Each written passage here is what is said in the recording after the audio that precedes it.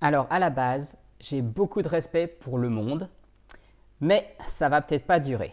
Parce que je viens de tomber sur cette vidéo et franchement c'est plein d'erreurs et d'approximations.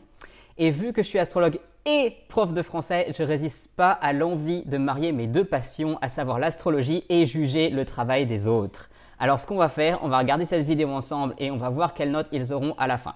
Et comme c'est le monde, on part du principe qu'ils font bien leur boulot, donc on leur donne 20 sur 20 de départ et puis on leur rajoutera ou on leur enlèvera des points au fur et à mesure. Allez, c'est parti. Est-ce que l'astrologie, ça marche? Pour la plupart des gens, l'astrologie, c'est ça. Des pages de magazines pleines de phrases affirmatives et énigmatiques du genre Balance, c'est l'heure de prendre les bonnes décisions. Verseau, l'amour n'est pas loin. Cette astrologie-là, on l'appelle l'astrologie populaire. Elle est imprimée dans les journaux depuis les années 30, mais même les astrologues n'essayent pas de la défendre. C'est, selon un avis universel, de la poudre. De perlimpinpin, de perlimpinpin.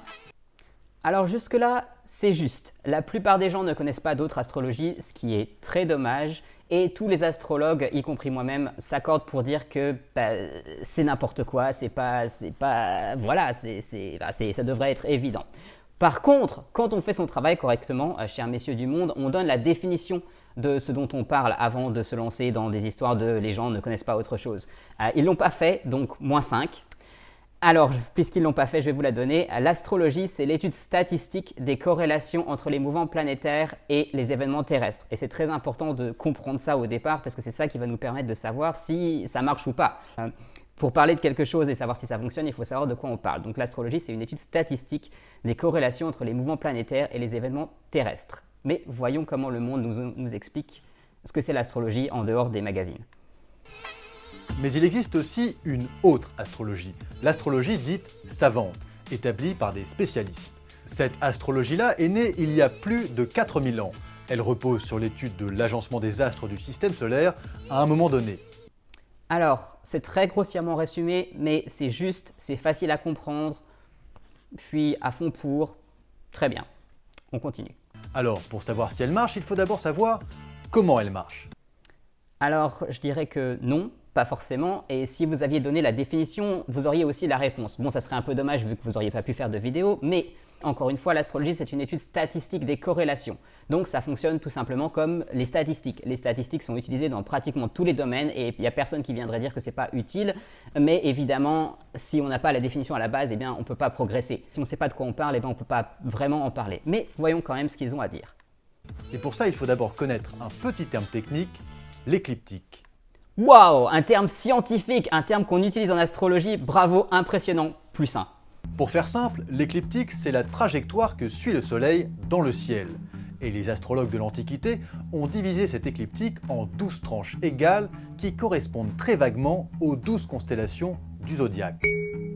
Et c'est encore aujourd'hui grâce à cela que les astrologues peuvent faire le thème astral des gens. Ils notent le lieu et l'heure de leur naissance et ils regardent à quel niveau l'écliptique croisait l'horizon à ce moment-là. Ce point de croisement, c'est ce qu'on appelle l'ascendant. Par exemple, si, comme Emmanuel Macron, vous êtes né le 21 décembre 77 à 10h40 du matin à Amiens, eh bien vous êtes ascendant Capricorne. Si vous êtes né 10 minutes plus tard, toujours à Amiens, la Terre a tourné et vous êtes ascendant Verseau. Du coup, il faut être vraiment très sûr de son heure de naissance. Les astrologues notent également la position d'autres astres sur l'écliptique. Ici, par exemple, la planète Vénus est en Sagittaire et Uranus est en Scorpion. Donc, tout ça c'est juste. Franchement, c'est assez bien résumé. En plus, il y a des mots graphiques, plus 5. Par contre, bon, l'ascendant, c'est le point le plus important du thème astral. Et c'est très dommage qu'ils expliquent absolument pas pourquoi, voire même qu'ils expliquent pas tellement pourquoi on fait ça au total. Je pense que franchement que ça s'explique par le fait qu'ils ont déjà décidé que ça fonctionnait pas et donc ils n'ont pas vraiment l'intention d'avoir l'honnêteté intellectuelle d'aller jusqu'au bout du raisonnement, ce qui est très dommage. Donc je vais leur mettre moins 4. Avec tout ça, les astrologues dessinent le thème astral et ça ressemble à ça. On retrouve l'écliptique, les signes du zodiaque, la position des astres, l'ascendant et tout un tas d'autres trucs comme les maisons, le milieu du ciel ou les aspects. Tout cela, ce sont des réalités astronomiques. Alors oui, c'est vrai, encore une fois, c'est assez bien résumé, donc je vais leur donner +3. En plus, c'est un joli thème astral bien dessiné. Bon, c'est un thème astral qu'on utilise en astrologie moderne. Moi, personnellement, je ne fais pas d'astrologie moderne, je fais seulement de l'astrologie ancienne, et je pense que vous allez voir pourquoi dans la suite de la vidéo. Mais franchement, c'est beau, c'est joli, il y a des beaux graphiques. Ok. Celle de la position des astres dans le ciel à un moment donné. Mais les astrologues ne se contentent pas de décrire le ciel. Ils postulent que la position des astres a une influence sur les gens. Alors, je pense que c'est là que ça va se gâter. Pour expliquer cette influence, ils s'appuient sur deux réalités physiques, la gravitation et le magnétisme. C'est faux, j'ai jamais entendu aucun astrologue sérieux qui prétend ça. Encore une fois, l'astrologie, c'est une étude statistique des corrélations. Il n'y a personne qui prétend savoir qu'il y a des réalités scientifiques qui font que l'astrologie existe. Enfin, il n'y a pas personne. J'ai effectivement entendu des gens dire ça, mais ce n'est pas des gens sérieux. Il n'y a aucun astrologue sérieux qui prétendrait que c'est la gravitation et le magnétisme qui influencent les gens. Enfin, voilà, ça c'est absurde. C'est pas vrai. Donc au mieux, cet argument est un homme de paille, c'est-à-dire que vous prenez la version la plus absurde de l'argument de la personne en face de manière à pouvoir le démonter. Donc ça, c'est pas très honnête intellectuellement. Oui, voilà. Donc, encore une fois, messieurs du monde, les astrologues ne prétendent pas savoir comment ça fonctionne, on observe juste les statistiques. Donc, en plus, il y a la malhonnêteté intellectuelle qui commence. -5. Et après tout, pourquoi pas? C'est vrai par exemple que la Lune provoque des marées hautes et des marées basses. C'est vrai aussi que le magnétisme de la Terre fait bouger les aiguilles des boussoles, donc au fond on pourrait se dire ils peuvent parfaitement avoir une influence sur nous. Alors voilà, là j'apprécie vraiment l'idée de donner un argument en faveur du magnétisme. Malheureusement, on sait déjà qu'ils font juste semblant de faire une concession avec un argument qui est un homme de paille très évident. On a déjà dit que les astrologues sérieux ne font pas ces arguments, donc voilà, malhonnêteté intellectuelle, -4. Peut-être oui, mais le problème c'est que l'astrologie utilise ces réalités scientifiques de manière pas du tout scientifique. Non, l'astrologie n'utilise pas ces réalités scientifiques du tout. Encore une fois, on parle de statistiques et d'une étude de corrélation. Il n'y a pas de science là-dedans, enfin, ou alors la science des statistiques, mais c'est tout. L'astrologie et la science, c'est deux choses différentes. Premièrement, elle ne prend en compte que la gravité des astres. Or, la gravité est présente partout.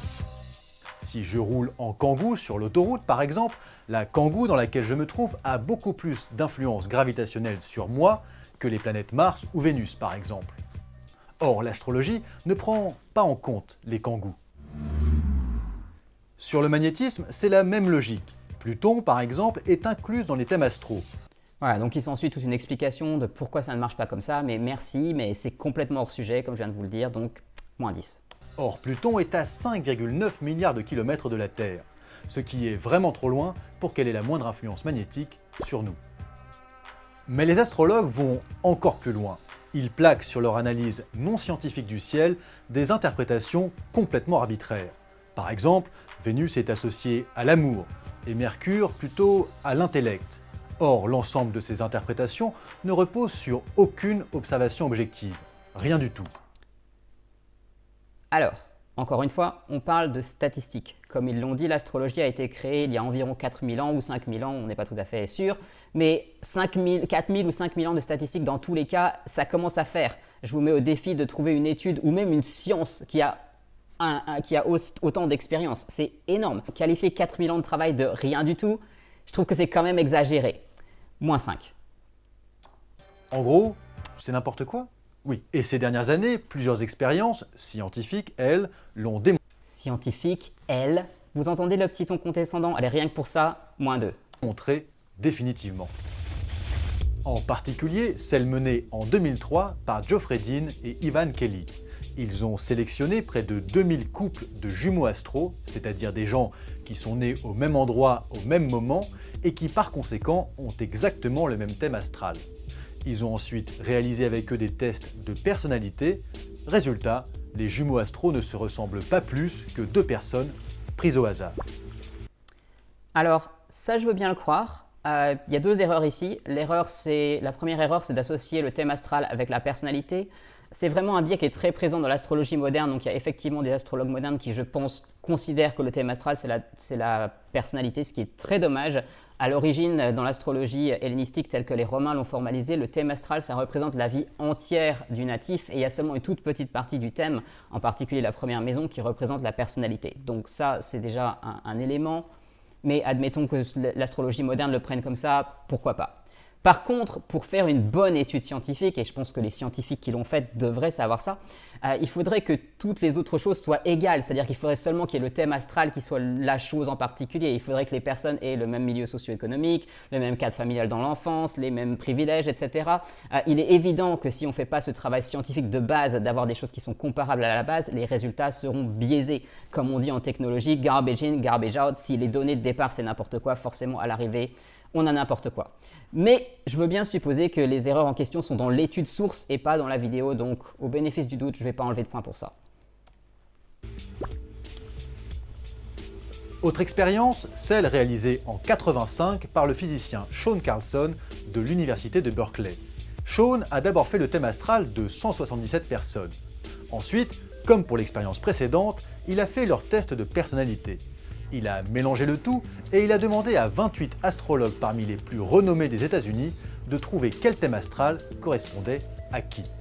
Résultat, les astrologues se sont complètement plantés. Oui, en définitive. Alors voilà, encore une fois, le thème astral ne représente pas la personnalité, donc il y a clairement un biais dans cette étude. Et comme c'est une erreur qui est assez fréquente chez les astrologues modernes, je veux bien imaginer que les astrologues modernes à qui on a posé la question ont effectivement pas réussi ce test. Si on avait demandé à des spécialistes de l'astrologie ancienne, je ne pense pas qu'ils auraient accepté de participer à une étude comme ça. Moi, si on me montre une étude comme ça et on me dit « Tiens, essaye de deviner quel thème correspond à quel test de personnalité c'est évident que je ne vais pas y arriver. Le thème astral, c'est beaucoup plus que la personnalité. Par ailleurs, j'aurais bien aimé voir les vrais résultats, plutôt qu'on dise juste « ils se sont complètement plantés », parce que bon, quand on fait des vidéos aussi élaborées avec des beaux graphiques comme ça coûte quand même pas très cher de citer les chiffres. Donc, -2. Donc, on peut le dire, l'astrologie, ça ne marche pas. Voilà, donc on n'a absolument rien démontré du tout, on n'a même pas défini de quoi on parle, on a seulement cité 2 études avec des biais énormes et en plus on a pris un petit ton condescendant. Franchement, c'est zéro les mecs. Franchement, vous êtes libre de ne pas croire en l'astrologie, vos croyances sont les vôtres, personne ne peut vous les prendre, je ne vais pas essayer de vous forcer à croire à quoi que ce soit, c'est pas mon but. Par contre, je pense que l'honnêteté intellectuelle et l'objectivité, ça ne devrait pas être en option, surtout quand on s'appelle Le Monde. Voilà quoi. Et vous en pensez quoi? L'espace commentaire est ici pour débattre. Je serai très heureux d'avoir toutes vos critiques constructives et d'avoir votre point de vue. Merci d'avoir participé à cette expérience récréative en regardant cette vidéo et à une prochaine fois.